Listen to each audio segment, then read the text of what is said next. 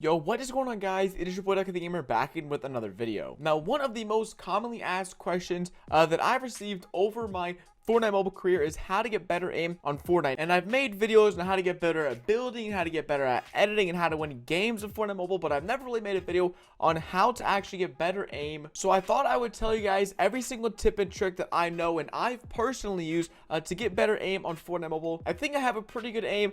There's probably somebody out there with a much better aim than myself, but I know for sure that I do have a lot of experience on mobile and on Fortnite especially, so I will try to give you guys the best tips and tricks out there. And just a heads up, guys, today is actually my birthday. You guys don't have to give me any birthday presents or anything like that, but if you guys could drop a like on the video and also use support a creator code Ducky in the Fortnite item shop, then you guys will just absolutely make my day. All right, so we are in a creative aim training map. All the maps and things I use for this video will be in the description below, just like the map code for this aim training map. So I'm going to touch a little bit later on aim trainers specifically, but one of the first things that I'm going to recommend you guys do is to change your sensitivity. Now, when I say change, I don't mean, go from 0.25 and make it 1. If you really like your sensitivity, then don't mess with it at all. This is one of the tips, or it's more of a recommendation. Like, if you're struggling with your aim, usually what I recommend first is for people to turn down their sensitivities. I know there's people on every single platform, PC, controller, and mobile, that play with really high sensitivities and it works for them, but I have personally found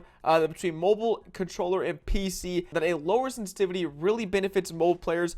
So it's going to be different between iPads, iPhones, everything. So don't copy my sensitivities at all. Make your own. But one thing I can recommend you guys to change is your targeting and your scope sensitivity. A lot of people rock them at like 0.8 and stuff like that. So what that does is, as you see, I'm looking right now, once you're aimed in, it doesn't do anything. Aiming in is supposed to slow down your scope and allow you to, track your targets easier.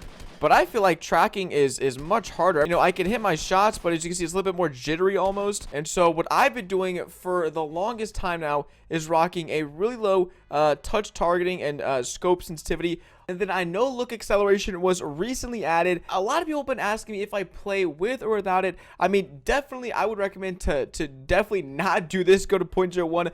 It's a bit risky and it's a huge jump from the regular 1.0. So I'm going to be chilling at 0.7 for now. I might go lower, I might go higher. I feel like this is a pretty good in between. If you don't know what look acceleration is, then I made a video explaining it a few days ago, so check that out. There'll be a link down below in the description. Like I said, if you're really comfortable with your sensitivities already, then feel free to not change them.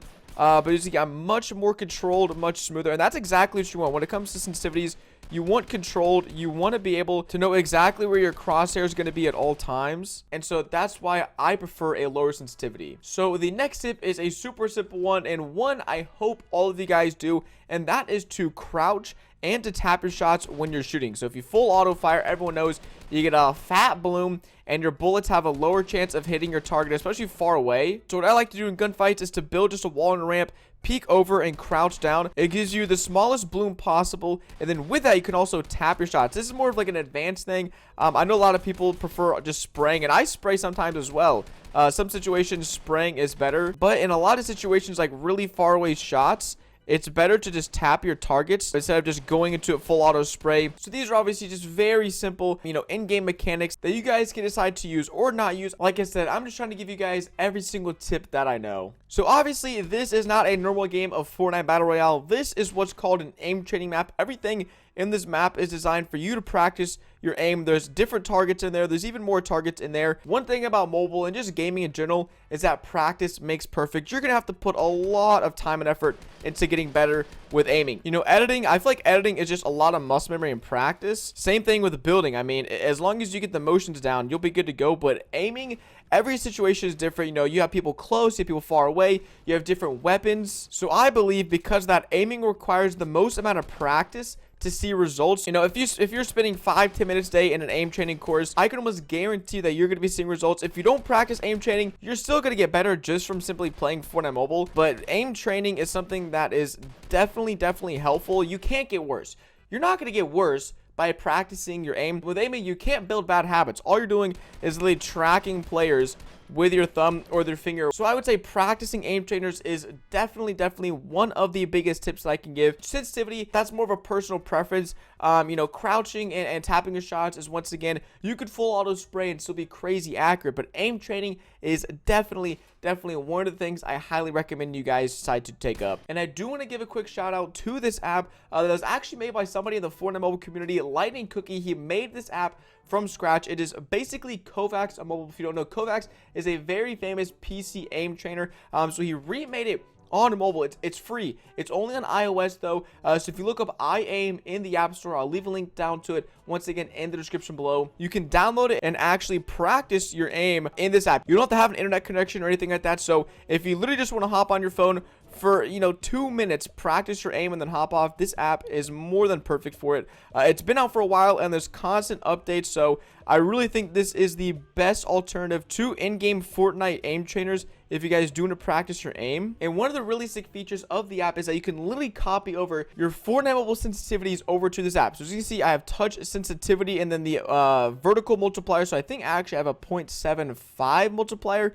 Touch targeting, as you guys saw, I rock a 0.4, and then aim acceleration. This is really huge because, as you guys know, in the latest Fortnite mobile update, you can actually turn off aim acceleration. I wouldn't recommend it. I still play with aim acceleration. I've just turned it down a little bit. I believe for field of view, 90 is what tablets get, and then for iPhones, I think it's just the standard 80. So you can copy over your settings, you know, just tap on these red dots. Along with the cube game mode, there's actually a bunch of other game modes. You have follow, which is sort of what was in the previous aim trainer, where you just try to follow and track these things as they're moving. This is one of the most helpful ones and really allows your fingers to get used to the sensitivities. So once again, I will leave a link down to this aim trainer in the description below. So this is the other part of the Beaks aim training map. It is pretty similar to what I was just showing you and the iAim separate app on the App Store. I do prefer doing this though because you're actually shooting with a gun, you're using your real Fortnite sensitivity, and you're basically getting as close as you guys can to a real world scenario. And so one of the last things that I'm going to be recommending you guys to at least check out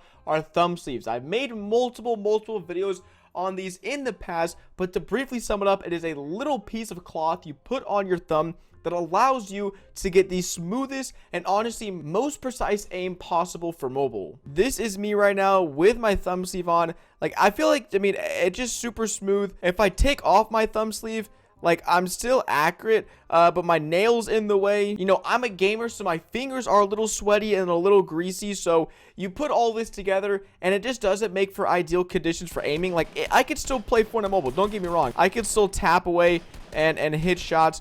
But for just overall general consistency, using a thumb sleeve is going to be your best bet. So if you want to check them out, I do have a sponsor, the Mobile Pros. There'll be a link in the description, code Ducky, 10% off. I've recommended these to like 20 or 30 friends, and I think there's only one person who has said they do not like them. So it's over like a 95% satisfaction, and I can't play mobile without them anymore. I'm so used to and addicted to playing Fortnite Mobile with thumb sleeves that I literally just cannot play without them. So I'm not selling out. If you don't want to buy them, you don't have to buy them, because most of you guys have probably been playing Fortnite Mobile without thumb sleeves for quite a long time. But I just think that a little bit added of consistency really does go a long way in terms of Fortnite Mobile. And if you guys are impatient and you don't want to sit around tapping targets in creative, I completely understand. And if you just want to play the game and improve your accuracy that way, then the 100% best way to go about this is solo squads. You're going to be encountering the most people in this game, which means the most gunfights, the most opportunity for you to be practicing your aim